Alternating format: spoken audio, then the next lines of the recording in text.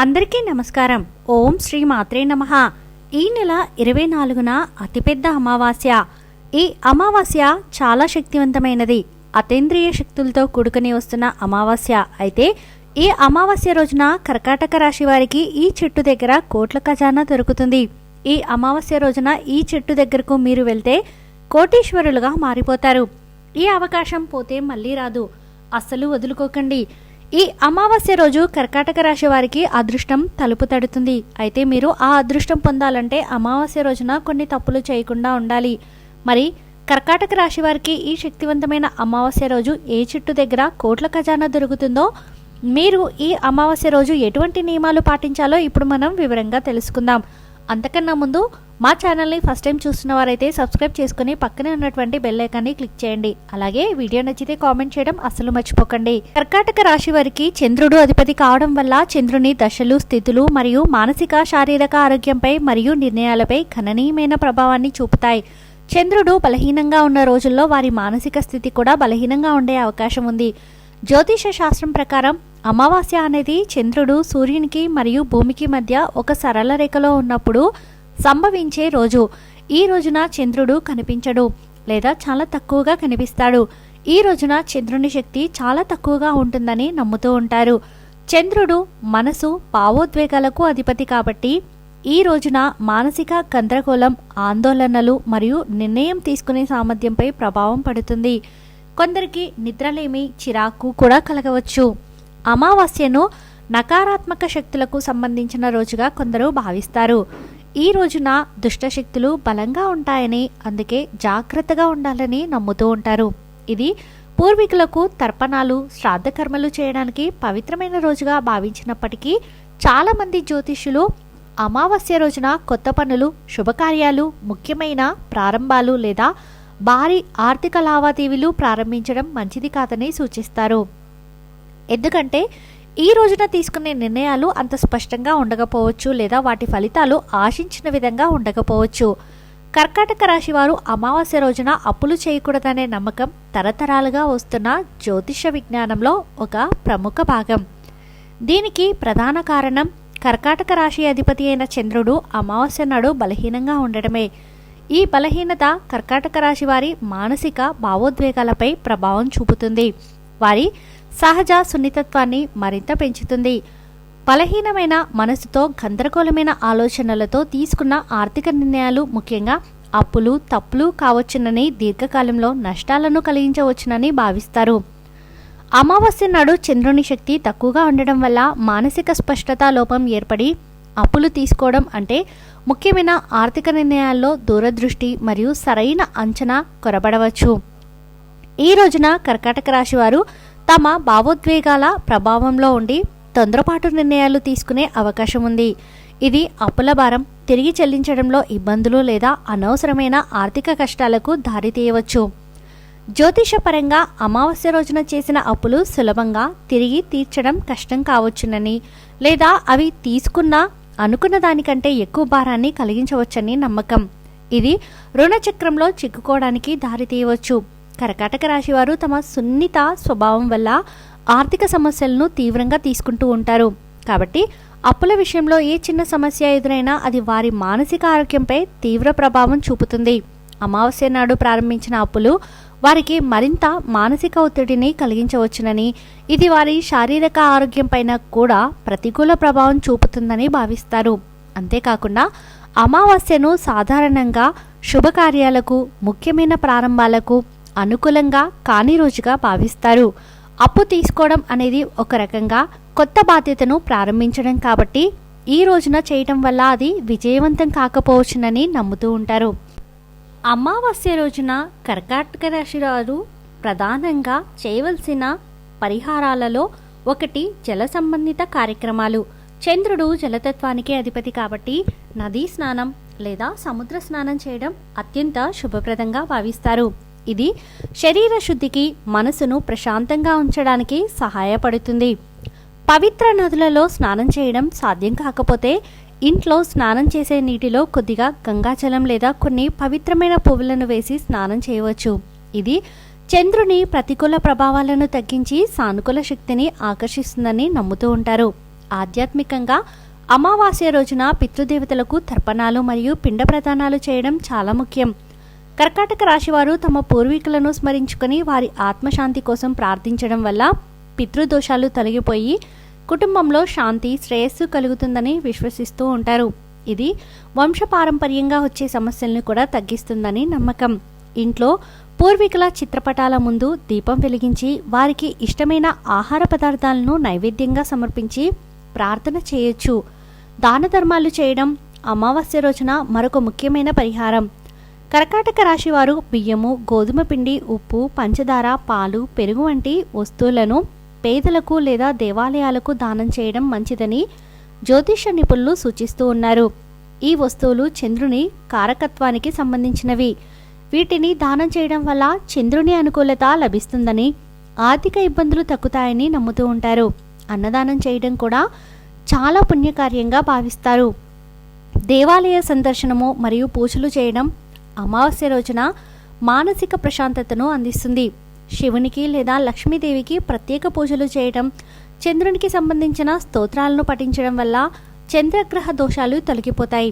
శివలింగానికి జలాభిషేకం చేయడం కూడా చాలా మంచిది. ఎందుకంటే శివుడు చంద్రుని ధరించినవాడు. అలాగే చంద్రుని బీజాక్షరి మంత్రాన్ని జపించడం వల్ల మానసిక ప్రశాంతత లభిస్తుంది. కర్కాటక రాశి వారు అందరితో కలుపుగోలు స్వభావాన్ని కలిగి ఉంటారు. ముఖ్యంగా కొంతమంది వ్యక్తులను మనం చూసుకున్నట్లయితే ఎప్పుడూ కూడా ఒంటరిగా ఉండడానికి ఇష్టపడుతూ ఉంటారు. అలాగే మరికొంతమంది వ్యక్తులు ఎప్పుడైనా సరే వారు మంచి స్థితిలో ఉన్న వారితోనే స్నేహం చేస్తారు, కానీ దురదృష్టంలో ఉన్న వారితో స్నేహం చేయరు. కానీ రాశి వ్యక్తులు ఆ విధంగా కాదు. ఎటువంటి స్థానంలో ఉన్నా కానీ వారితో స్నేహాన్ని కొనసాగిస్తారు, వారిని గౌరవిస్తారు కూడా. ఎవరిని అవమానించడం, అవహేళన చేసి మాట్లాడడం, చిన్నచూపు చూడడం వీరికి అస్సలు నచ్చదు. అటువంటి మంచి స్వభావం కలిగిన వారు ఈ కర్కాటక రాశి వ్యక్తులు. అయితే మీ యొక్క మంచి లక్షణాల కారణంగా భగవంతుడు మిమ్మల్ని అనుగ్రహించబోతూ ఉన్నాడు. మీ జీవితంలో శుభ ఫలితాలు అయితే ఖచ్చితంగా చూస్తారు. ఈ అమావాస్య రోజున ఈ చెట్టు దగ్గరకు మీరు వెళ్తే కోటీశ్వరులుగా మారిపోతారు. ఈ అవకాశం పోతే మళ్ళీ రాదు. చెట్టు ఏమిటి అంటే కనుక వేప చెట్టు. వేప చెట్టు మహిమ గురించి ఎన్నో పురాణ గాథలు ఉన్నాయి. ముఖ్యంగా వేప చెట్టును లక్ష్మీదేవి ప్రతిరూపంగా మనం భావిస్తూ ఉంటాం. రావి చెట్టును విష్ణుమూర్తిగా, వేప చెట్టును లక్ష్మీదేవిగా భావించి మనం వాటికి పెళ్లి కూడా చేస్తూ ఉంటాం కదా. అలాగే వేప చెట్టుకు చాలా ప్రాధాన్యత ఉంటుంది. వేప చెట్టును ఎన్నో ఆధ్యాత్మిక కార్యక్రమాల్లో కూడా వినియోగిస్తూ ఉంటారు. వేప చెట్టులో ఎన్నో ఔషధ గుణాలు కూడా ఉంటాయి. అయితే ఈ రోజున మీరు ఇల్లంతా కూడా శుభ్రపరచుకొని మీరు చక్కగా తలస్నానం చేసి వేప చెట్టు దగ్గరకు వెళ్ళి నేతితో దీపాన్ని వెలిగించండి. ఈ విధంగా చేసిన తర్వాత చెట్టు మొదట్లో కొంచెం పసుపు, కొంచెం కుంకుమ చల్లండి. ఈ విధంగా ఒక చిన్న చెంబులో నీటిని తీసుకుని వెళ్ళి ఇక వేప చెట్టు మొదట్లో పోసి తడిసినటువంటి మట్టి ఏదైతే ఉందో దానిని నుదిటిన బొట్టుగా పెట్టుకోండి. ఈ విధంగా చేసిన తర్వాత చెట్టు చుట్టూ 11 ప్రదక్షిణాలు చేస్తూ ఓం లక్ష్మీదేవి నమః అని మంత్రాన్ని మీరు పఠిస్తూ 11 ప్రదక్షిణాలు చేయండి. ఈ విధంగా చేసిన తర్వాత చెట్టు మొదట్లో మీరు తాకి మనసులో సంకల్పం చెప్పుకోండి. మీ ఇంట్లో ఉన్నటువంటి దుఃఖాలు, దరిద్రం, దోషాలు, కష్టాలు అన్నీ కూడా తొలగిపోవాలని, మీ జీవితంలో మీరు ఏవైతే బాధలు అనుభవిస్తూ ఉన్నారో ఆ బాధల నుండి మీరు లేదా మీకు విముక్తి కలగాలని, ఆ పరమశివుడి యొక్క అనుగ్రహంతో పాటు లక్ష్మీదేవి యొక్క అనుగ్రహాన్ని కూడా పొందాలని ఈ విధంగా మనసులో ఉన్నటువంటి బాధలు, కష్టాలు అన్నిటి గురించి కూడా చెప్పుకొని మీరు వేప చెట్టు మొదట్లో ఈ విధంగా కనుక నెయ్యి దీపాన్ని వెలిగిస్తే కనుక సకల శుభాలు కలుగుతాయి. అలాగే మీరు మహాలక్ష్మి పూజ వలన జీవితంలో కష్టాలను అధిగమించగలుగుతారు.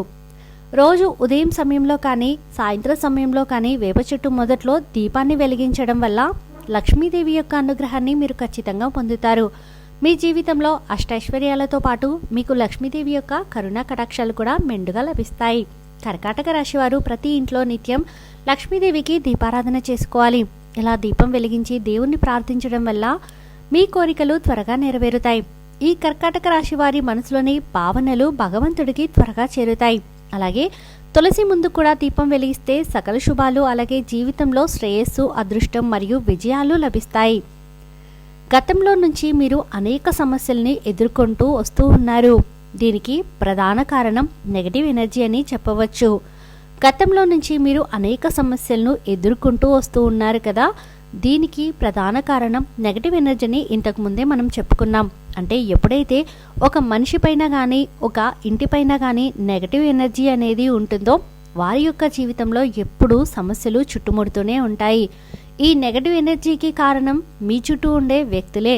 అంటే ఎప్పుడైతే మీరు ఎదుగుతూ ఉంటే చూసి ఓర్వలేని కళ్ళు మిమ్మల్ని అసూయతో కుళ్ళుతో చూస్తూ ఉంటాయో, ఇక ఈ దృష్టి కారణంగా మీ జీవితంలో అనేక రకాలైన అశుభ ఫలితాలను మీరు ఎదుర్కోవాల్సి వస్తుంది.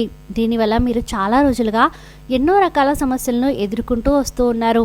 ఆర్థికంగా పురోగతి సాధించడానికి అవకాశాలు మీ చేతుల వరకు వచ్చి చేజారిపోతున్న సందర్భాలు కూడా ఈ మధ్యకాలంలో చాలా చూశారు. అలాగే ఈ రాశి వారి జీవితంలో శత్రువుల సంఖ్య కూడా పెరుగుతుంది. అంటే ఉన్నట్టుండి మీతో మంచిగా ఉన్న వ్యక్తులే సడన్గా మీకు శత్రువులుగా మారిపోతూ ఉన్నారు. దీనికి కారణం ఏమిటో తెలియక మీరు సతమతమైపోతూ ఉన్నారు. అయితే అతి త్వరలో మీ జీవితంలో మర్చిపోలేని అద్భుతం జరగబోతుంది. ముఖ్యంగా ఈ సమయంలో అద్భుతమైన ఫలితాలను ఖచ్చితంగా చూస్తారు. ఇది వరకు మిమ్మల్ని అసహించుకున్న వారే, అవమానించిన వారే తిరిగి మీ కాళ్ళ దగ్గరికి వచ్చే పరిస్థితులను మీరు చూడబోతూ ఉన్నారు. ఇది మీకు ఎంతో ఆనందాన్ని ఇచ్చే వార్త. ఎందుకంటే మీరు చాలా మానసికంగా వేదన అనుభవించారు. వారి వల్ల మీరు మానసికంగా చాలా కృంగిపోయారు. వారు చేసిన అవమానం వల్ల కలిగిన బాధ ఇప్పుడు శాంతించబోతుంది. అటువంటి వ్యక్తి మీ దగ్గరకు వచ్చి క్షమాపణలు అడగడం, మీ సమయాన్ని అర్థించడం మీకు చాలా సంతృప్తిని ఇస్తుంది. మీరు కావాలని వారికి ప్రతీకారం తీర్చుకోవాలని అనుకోలేదు, కానీ వారే వచ్చి క్షమాపణ అడగడం మీకు అంతులేని సాటిస్ఫాక్షన్ని ఇస్తుంది. ఈ విధంగా ఒక అద్భుతమైన సంఘటన మీ జీవితంలో జరగబోతుంది. మిమ్మల్ని తగ్గించిన వారే ఇప్పుడు మీ ఎదుట తల వంచి నిలబడతారు. అదే సమయంలో మీ జీవితంలోనికి ఒక నూతన వ్యక్తి రాక కనిపిస్తుంది. అది స్త్రీ కావచ్చు లేదా పురుషుడు కావచ్చు. ఎవరైనా సరే ఒక వ్యక్తి మాత్రం మీకు కొత్తగా పరిచయం అవుతూ ఉంటారు. ఆ వ్యక్తి మీరు పనిచేసే చోట లేదా దూర ప్రయాణాల్లో లేదా కుటుంబ పరిచయాల్లో మీ జీవితంలోనికి రావచ్చు. ఆ వ్యక్తి రాక మీ జీవితాన్ని పూర్తిగా మార్చిపోతుంది. ఇది మీ లైఫ్లో టర్నింగ్ పాయింట్ అవుతుంది. మీరు మీ కెరియర్కి లేదా వ్యాపారానికి గైడెన్స్ ఇస్తూ ఉంటారు. వారి సహాయంతో మీరు కొన్ని ముఖ్యమైన నిర్ణయాలు తీసుకుంటూ ఉంటారు. ఆ నిర్ణయాలు మీ జీవితాన్ని మార్చేస్తాయి. అలాగే చాలా కాలంగా ఎదురుచూస్తున్న ఒక సమస్య పరిష్కారం కూడా ఈ సమయంలో లభిస్తుంది.